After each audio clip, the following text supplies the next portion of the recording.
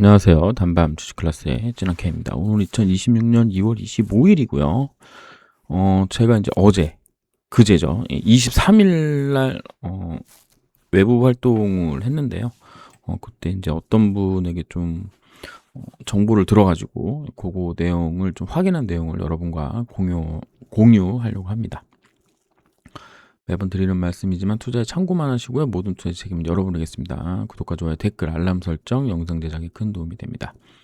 무슨 내용이냐면, 우리 이제 로어 12 빈트라는 이 약에 대해서 우리는 이미 결론을 내렸었습니다. 얘는 실패한 임상이다. 실패한 약이다라고 이제 이야기를 했었는데요.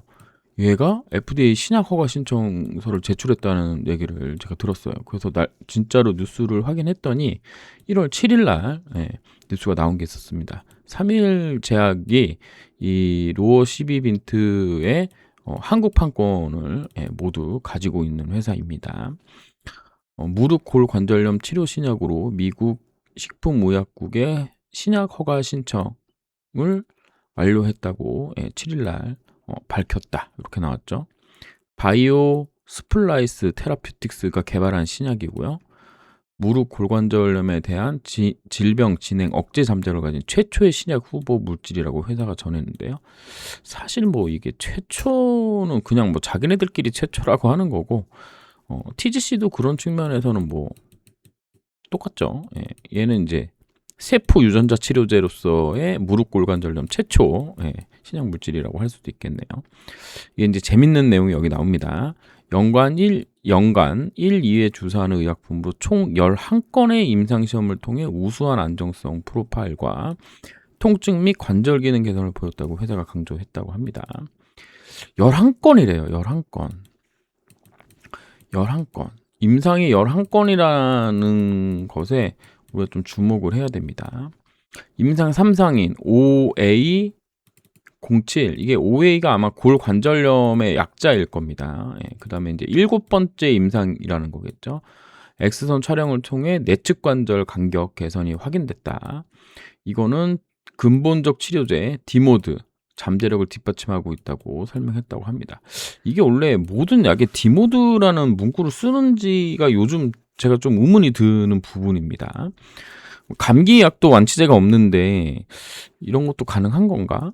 이런 생각이 좀 들고, 그 암 같은 것도 완치제가 있는 건가? 근본적 치료제?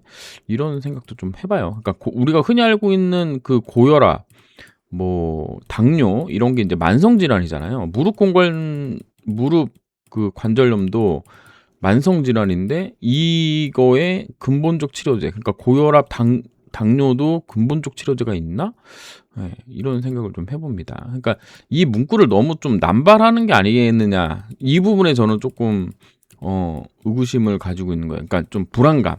만약에 안 되면 어떡할 건데, 신약이라고 나왔는데 라벨을 디모도 안 주면 그때는 어떻게 할 건데, 뭐 이런 생각이 드는 겁니다. 10년이 넘는 임상시험 끝에 무릎 골관절염의 진행을 늦출 수 있는 잠재적 치료제에 대한 미국 승인 신청 자료를 최초로 제출하게 되어 기쁘다. 안전하고 효과적이고 구조적 진행을 늦출 가능성이 있는 새로운 치료법을 통해 골관절염 환자들의 치료 과정을 획기적으로 개선할 수 있기를 기대한다. 이거 지금 뭐 난리 난 거예요. TGC 입장에서 보면은 지금 우리가 2019년부터 26년이잖아요. 7년을 허비했는데 경쟁약이 드디어 이제 NDA에 들어간 겁니다. NDA는 신약 허가 신청이에요. 그리고 이제 그 관련된 뉴스, 그 다음에 이제 그 외국 논문에 찾아보면 이렇게 나옵니다. 바이오 스플라이스의 7번째 임상이 보여주는 그 페인, 워맥이죠, 워맥 100점인데요. 요게 이제 위에 게 이제 플라시보고, 이게 이제 그냥 식염수라고 생각하시면 되고요. LOR이 이게 약 이름입니다. 그래서 이렇게 하면은 플라시보만 넣어도 일단 약효가 있죠. 24주가 여긴데요. 24주 기준이 여긴데, 뭐 최고 낮았던 점이 여기니까 24주 정도는 안 되는 것 같아요. 식염수는 한 22주, 3주, 그다음에 그 로버 시비먼트는 뭐 23주, 뭐 이렇게. 그래서 보면은 떨어진 정도가 이게 7인가? 마이너스 7이잖아요. 그러니까 내가 만약에 50 정도 가지고 있으면 마이너스 7 정도 이제 통증이 좋아졌다. 그다음에 이제 플라시보 같은 경우는 한 1.5, 1.5 정도. 예. 그리고 나서 요렇게 이제 여기서 주사를 처음 맞고 그다음에 여기 두 번째에 48주가 되는 기간에 한 번 더 맞은 거죠. 그러니까 두 번 맞는 겁니다. 식염수 맞았던 사람들은 한 번만 맞고 그 처음부터 이제 로보시비먼트 맞은 사람은 두 번 맞는 거죠. 두 번 맞은 사람들은 이렇게 통증이 완화됐다. 라는 걸 지금 도표로 보여주는 거예요. 근데 그 다음 중요한 거는 여기 모디피케이션 OA죠.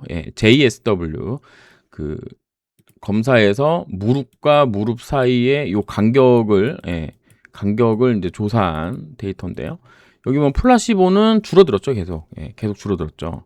그러니까 이게 무릎과 무릎 사이에 연골이 이렇게 있는데 이게 이제 거리가 멀어지면 멀어질수록 닿는 면적이 줄어든다. 혹은 접촉 면적이 없기 때문에 덜 아프다.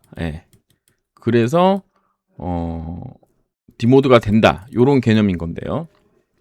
여기 보시면 둘 다 한 48주까지는 계속 병이 진행이 되는 거죠. 근데 한 번 더 맞고는 이렇게 좋아졌다는 거예요. 플라시보도 좋아졌고. 이게 근데 조금 제가 조금 이상하게 생각하는 건 이 결론이 어떻게 나오지? 라는 거예요. 왜냐면 처음에 아팠던 사람들이 처음 맞았을 때 이렇게 줄어들었으면 플라시보를 맞았던 사람들은 원래 그냥 아팠던 사람들이니까 여기가 이쪽 화살표가 여기로 돼야 되거든요. 그럼 처음 맞은 사람은 이렇게 돼야 되는 거 아니에요. 로보시비먼트 처음 맞았던 여기 이 1차 지표에 보면 48주까지 이 간격이 점점 줄어들었잖아요. 두 개 다 플라시보랑.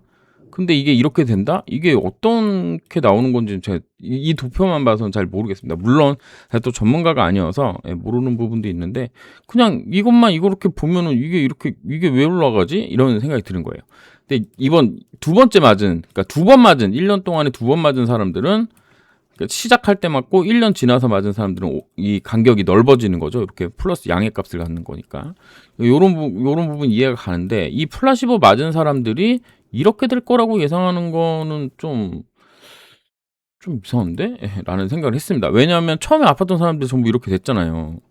1년 동안 줄어들었으니까 얘도 이 각도는 아니겠지만 이거보다 조금 낮은 각도로 줄어들고 여기서 한 번 더 맞아야지 이렇게 되는 거 아닌가.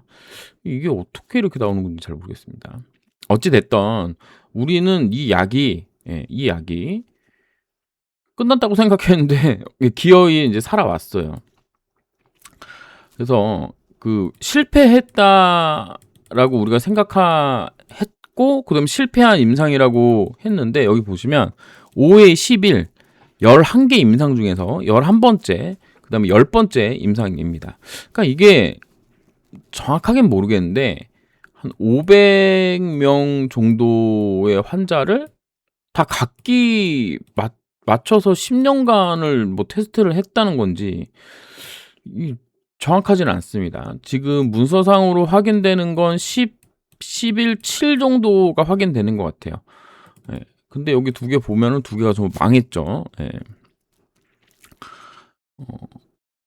여기 결론만 보시면 됩니다. 다른 평가 변수 분석에서는 LOR 투여군과 PBO 투여군 간의 유의미한 치료 효과가 나타나지 않았습니다. 두 치료군 모두 52주 동안 내측 관절 간격에 의미 있는 감소가 관찰되지 않았습니다. 이상 반응 요거는 이제 안전하다는 얘기인 거고요. 본 연구는 LOR의 내약성은 양호하지만 안전성에 문제는 없지만 12주차 목표 무릎 통증 NRS 기준선 대비 변화라는 평가 변수는 충족하지 못했습니다. 그러니까 이거는 1년 이내에 아니죠. 12주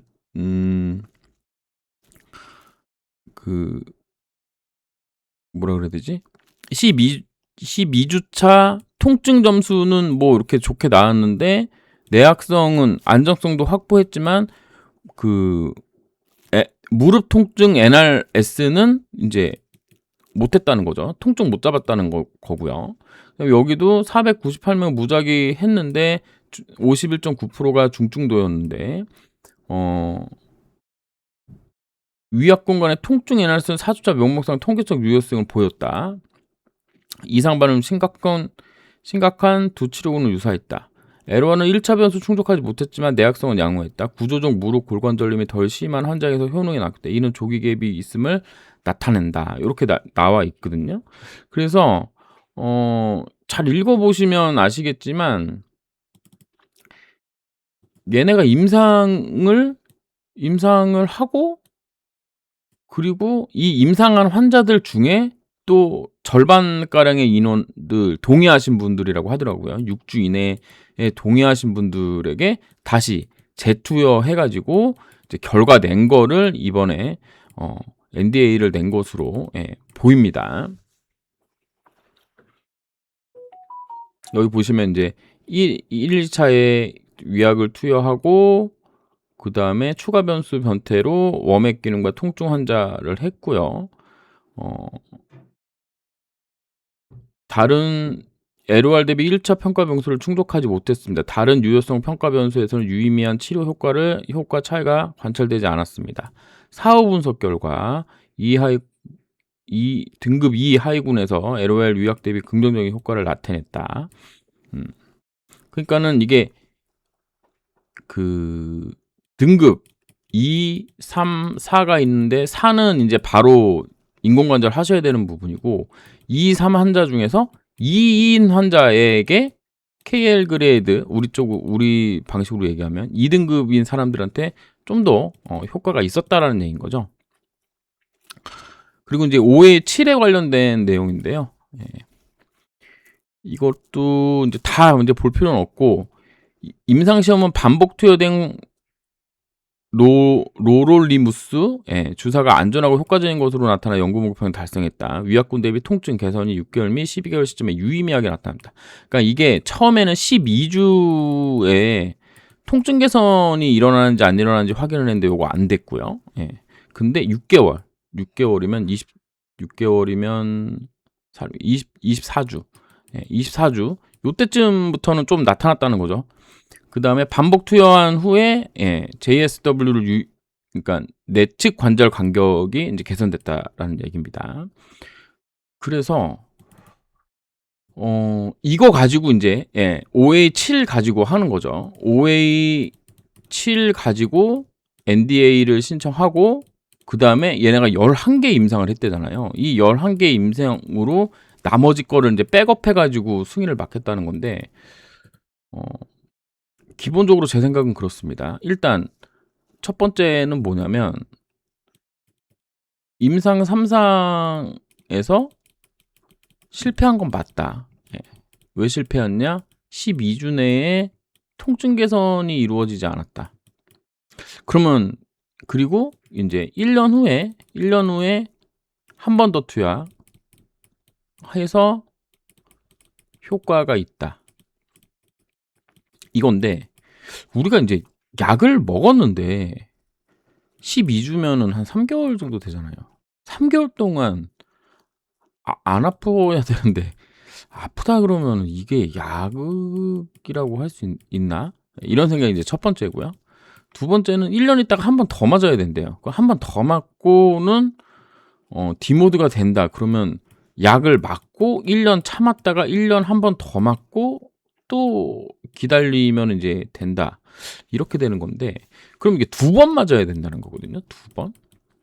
인보사랑 비교하면 어떻게 되냐면 TGC랑 비교를 하면 TGC는 일단 약을 맞으면 80% 정도가 한 2주부터 좀 효과를 느끼는 것으로 제가 알고 있는데 뭐 이거 이제 관련된 뭐 그 도표 같은 건 시간이 지나면서 이제 덜 아파지는 거죠. 그리고 한 번 맞으면 2년 간단 말이에요. 지금 뭐 JSW 이거 뭐 내측 관절 간격 관련된 건 아직 결과가 없지만 이게 만약에 3상 결과에 나온다면 TGC랑 이 LOR 이거랑은 비교하기가 조금 어려울 것 같아요. 다만 얘네가 이제 먼저 신청을 한 부분이 좀 고민거리다 이렇게 볼 수 있고요. 만약에라도 승인이 난다면 승인이 난다면 이게 전체 어떤 골관절염 시장을 넓히는 그런 의미에서 보면 좋은 것일 수도 있는데, 시장 선점 의미로 본다 그러면 안 좋을 수도 있습니다. 왜냐하면 이제 얼마나 팔릴지 모르기 때문에. 이제 경쟁 업체들이 이렇게 노력하고 있다라는 말씀을 오늘 드리기 위해서 영상을 제작했습니다. 주가가 좀 쉬는 구간인데요. 너무 뭐 불안해하지 않으셔도 되는 가격 라인을 지켜주고 있다. 뭐 93,900원인가 뭐 그 정도 지켜주면 저는 된다고 보고 있는 상황입니다. 지금 지수가 6,100포인트를 지나고 있어요. 지금 현재 모두 성공 투자하시기 바라겠습니다. 감사합니다. 진함 K였습니다.